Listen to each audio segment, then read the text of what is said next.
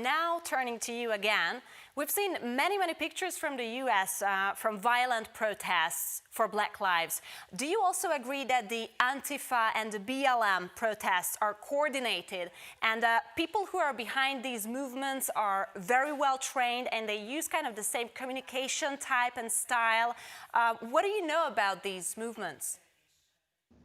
Yeah, sure. Well, what you're seeing as tactics from these groups are very similar to color revolution tactics. In fact, the women of color who are founders of the BLM movement are self-admitted Marxist. And while they say Black Lives Matter, which is a worthy statement, anyone could agree, what their actual mission is very different from saying Black Lives Matter. Even on their own website, in talking about their platform, they decry the nuclear family and suggest that it should be eliminated.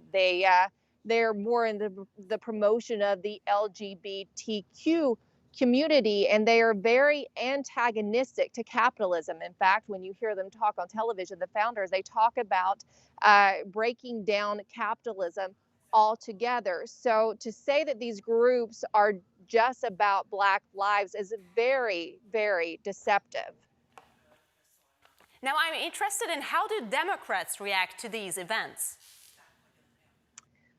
Well, look, originally they were very behind the protests, and even when they saw the violence and looting, they wrote it off, suggested that this was peaceful protest. That's the wording that we most often hear used in the corporate media.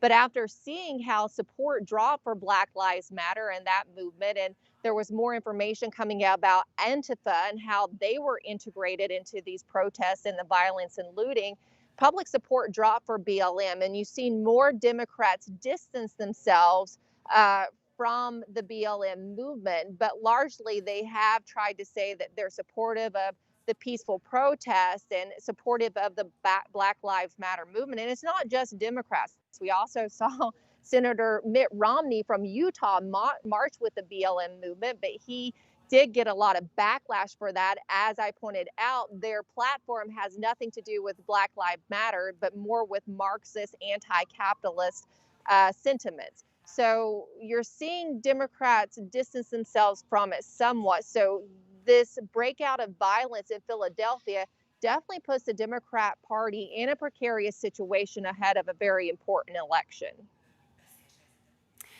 And you said that Democrats supported the events, but do you think that BLM become a failure for Democrats? To a certain degree, yes, but you also have to look at there's very questionable origins or funding mechanisms, right, for this movement. What we do know now is that they're funded through a series of foundations, including the Tide Foundation that actually has ties to Warren Buffett.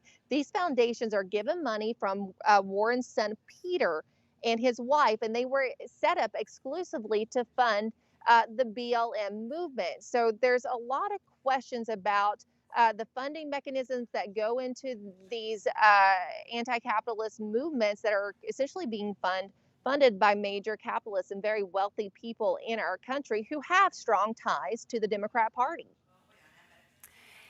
And what do you think, how could this issue be solved, the protests, the outrage, the BLM movement between the communities?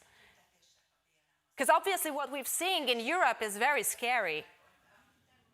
And it is amazing how it has spread into Europe. One thing we have learned is that they're much more organized than anyone in the political sphere or even the DOJ had originally wanted to say, or the FBI. We still have an FBI director here who says that Antifa is more of an ideology than an actual group or organization. Well, we're learning exactly how organized they are and how quickly it spreads. How do you stop it? That's something that our law enforcement is actually having to deal with right now.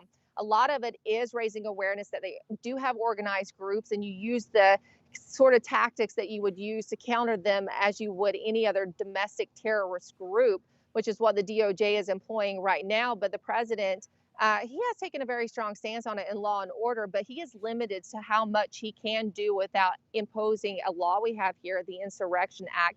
So a lot of it really is up to local or to the state governors and local officials to actually crack down on it. And we've seen a hesitancy in democratically held areas to actually do so. Now, in the end, we have had the Pennsylvania governor, Tom Wolf, call in the National Guard. And when they do that, usually we start to see the violence tamped down. So it really takes law and order to stop it. Now, in talking about the underlying sentiments, the underlying emotions that lead to this, now that's a different conversation.